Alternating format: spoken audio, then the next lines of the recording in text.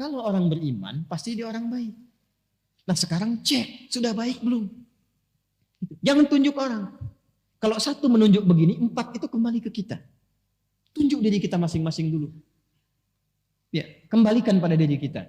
Nah biasanya kalau sudah baik, nanti kebaikannya akan menular. Apalagi kebaikan di keluarga.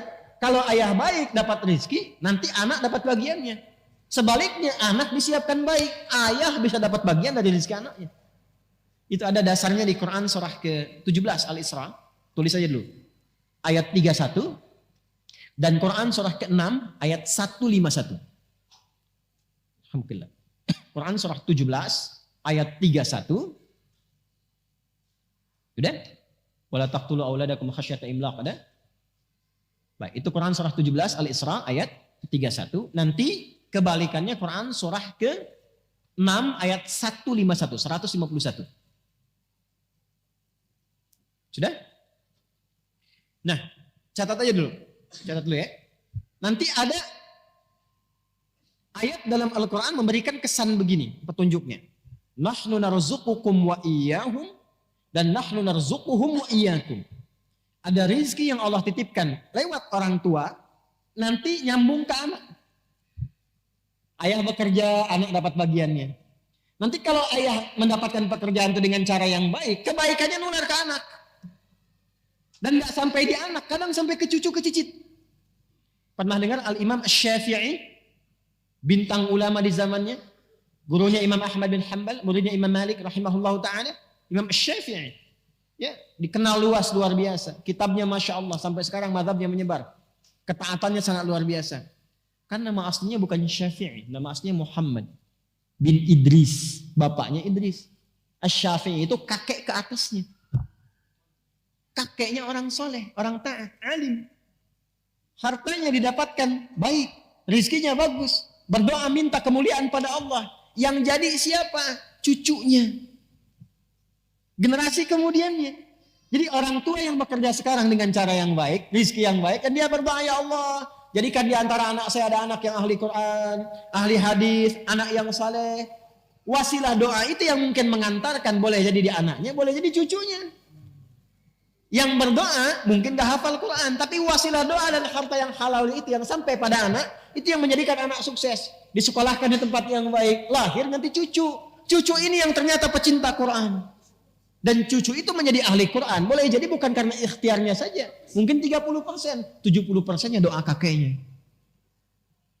Jadi gak ada yang sia-sia dalam amalan.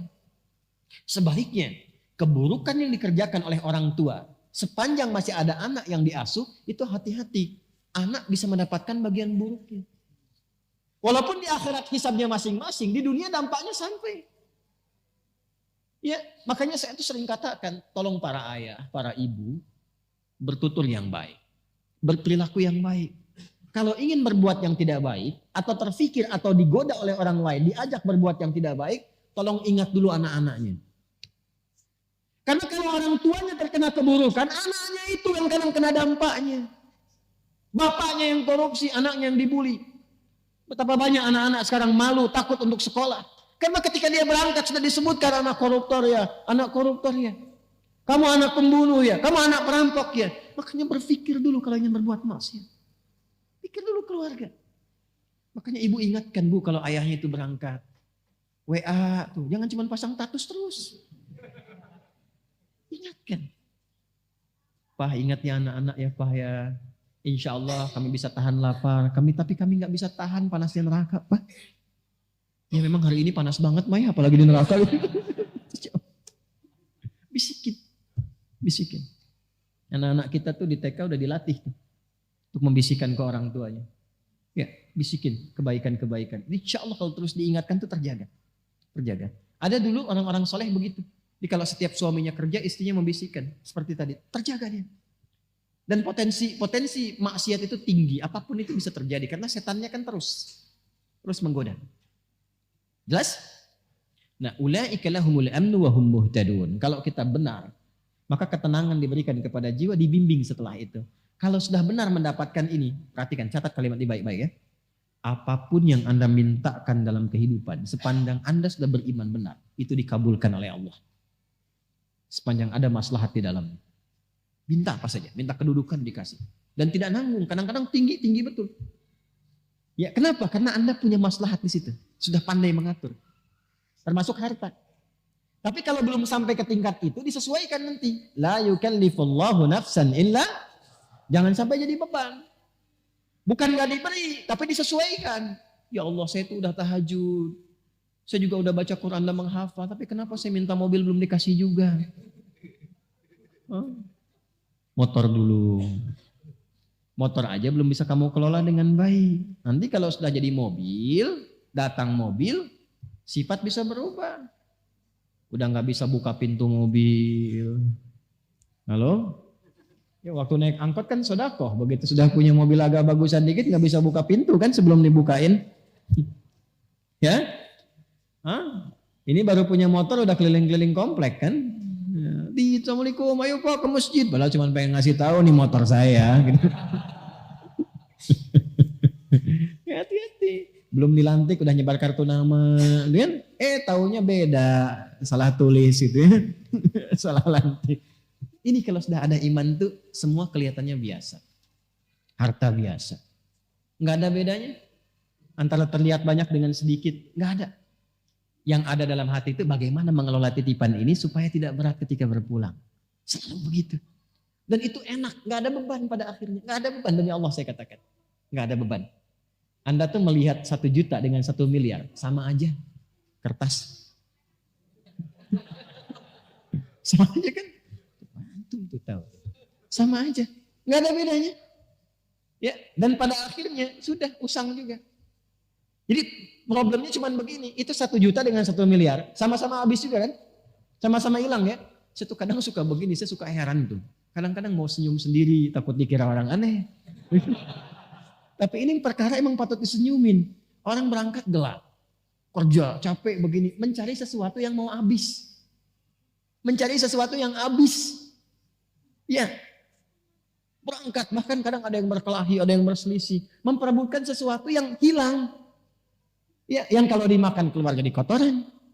Disimpan juga hilang juga. Terus hidupnya begitu aja. Berangkat gelap, pulang gelap, kerja lagi. Berangkat pagi, kerja, siang kerja, malam kerja lagi. Ya? Jadi nggak ada yang dalam hidupnya itu semua kerja bagus memang. Tapi ketika dapat sesuatu, hilang. Ya. Bahkan ada yang harta banyak tapi nggak punya waktu. Sayang. Banyak miliarder, macam-macam triliuner dan sebagainya. Hartanya banyak. Tapi kelihatan nggak punya waktu. Saya kasihan gitu ngelihatnya. Ya. Hidupnya buat malam sampai tidur itu pun mimpinya tuh mimpi kerja. Ini kebijakan buat besok. Kasihan. Ya. Ada orang harta banyak gak punya waktu. Ada yang kebalik. Waktunya banyak gak punya harta. Itu pengangguran. Ya, pengacara pengangguran banyak acara gitu kan. Ya, itu. Waktunya banyak, tidak punya harta. Ya, sedikit. Ada lagi yang sedikit harta, sedikit waktu. Itu yang tipe-tipe pekerjaan terbatas. Yang dapat salary terbatas itu. Yang belum akhir bulan udah habis gitu. Ya, berangkatnya kan gelap kan. Berangkat gelap, dipaksa kerja gini. Belum akhir bulan, habis. Nyicil lagi, utang lagi, gali lagi, tepuk lubang lagi. Sedikit waktu, sedikit harta. Jadi dia punya sedikit untuk dirinya. Tapi sedikit juga yang dia dapatkan. Ya. Yang hebat itu kan banyak harta, banyak waktu. Itu kalau di teori marketing itu sleeping investor namanya. Di teori marketing dunia, dia invest tapi dia sambil tiduran, waktunya banyak, hartanya banyak. Tapi kan cara mendapatkan harta itu kerja juga dia kan. Makanya tarik ke marketing akhirat. Itulah orang beriman. Orang beriman tuh kalau benar imannya, waktunya akan banyak karena diberikan keberkahan oleh Allah. Jadi itu jalan ke pekerjaan aja masih bisa hafalan Quran. Masih bisa ngaji, masih bisa dengerin murattal, waktunya banyak. Jadi nggak ada kata nggak punya waktu untuk ngaji, masih banyak waktunya. Zikirnya itu bisa sambil jalan, pulang aja jalan. Ya, sambil zikir, di kendaraannya juga masih dengar Quran, diskusinya masih bermanfaat. Itulah yang banyak waktu. Dan banyak peluang. Kalau bentuknya harta diberikan oleh Allah, bentuknya kedudukan dinaikkan oleh Allah, karena ada manfaat di dalamnya. Jadi kalau ingin cepat mencapai sesuatu dengan mudah, shortcutnya gampang. Beriman dengan cara yang benar. Nah, tanda orang beriman itu kalau sudah beriman, diberikan ketenangan, dapat bimbingan. Bimbingan pertama yang Allah berikan, wahum muhtadun, itu bimbingan untuk berbuat baik. Ya, setiap yang berbuat disebut dengan amal. Setiap kebaikan yang didorong oleh iman disebut dengan soleh. Amal baik yang dihasilkan oleh iman disebut dengan amal saleh. Karena itu di sini kalimatnya berbunyi wabasyiril ladzina amanu wa amilus. Itu yang saya katakan di awal, orang beriman itu pasti baik. Jadi kalau kita sudah jadi orang baik, apalagi diisi dengan ilmu, apa saja gampang didapatkan. Mau jadi apapun. Beriman yang kuat, ilmu isi. Sekarang mau jadi apa? Imannya dulu. Makanya dulu orang-orang hebat itu dimulai dengan penguatan iman. Dulu bukan sekolahnya dulu Pak, sholatnya dulu. Lalu Quran. Sholat sudah bagus, Qurannya sudah bagus, lalu ditempatkan di bimbingan para ulama. Mereka belajar. Kalau saya sebut ulama, jangan bayangkan yang materi Islami saja. Itu orang Islam dulu itu, hafal Quran, hafal tafsir, tahu banyak hadis. Tapi saat yang bersamaan ahli fisika, ahli matematika, ahli kimia, ahli kedokteran. Itu ada buku kalau nggak salah Bidayatul Mujtahid tuh di situ tuh, yang terjemahan warna biru itu sampulnya, terjemahannya Bidayatul Mujtahid. Itu karangan siapa? Ibnu Rushd. Siapa Ibnu Rushd itu? Dokter bedah. Dokter bedah hafal Quran dan bisa mengarang fikih, kitab fikih komparasi mazhab. Ya, ini bab ini pendapat ulama ini disajikan. Gak ada tarjihnya, dikomparasikan. Yang nulis siapa? Dokter bedah. Ini dokter bedah dulu tuh dokter spesialisasi pembedahan tapi juga hafal Quran. Itu yang sekarang mesti kita wujudkan. Dan akhirnya apa? Muncul khazanah keilmuan, muncul peradaban. Saya mengharapkan besok ada pilot ahli Quran, arsitek hafal Quran, polisi, tentara, pejabat ahli Quran. Kalau sudah begitu pasti baik. Pasti baik. Ada yang datang ke dokter berobat. Bapak kenapa? Saya kepalanya kok kayak vertigo gitu. Yang dirasakan apa? Kayak bolak-balik, kayak gempa begini. Kapan terjadinya? Itu kalau tetangga saya tuh dia pakai mobil baru, saya vertigo. Dia pakai baju baru, saya pusing. Ya. Nah, udah, karena dokternya ahli Quran, nggak akan dikasih obat kimiawi, nggak akan dikasih obat herbal. Ini Pak resepnya, Quran surat sekian ayat sekian. Ulang. Oh, ini di mana apoteknya? Di masjid.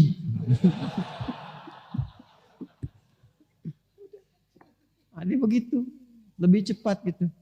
Kan sekarang matanya pada sehat, tapi mata hatinya sakit. Dia bisa bedakan tuh sendal bagus, sendal jelek. Tapi pulang dia pakai sendal orang. Jangan terjadi di sini, ya. Karena kita ngaji. Paham? Nah ini, jadi kalau sudah begini, wabasyiril ladzina amanu wa amilus shalihat. Itu yang harus kita tanamkan pada jiwa, jadi orang baik.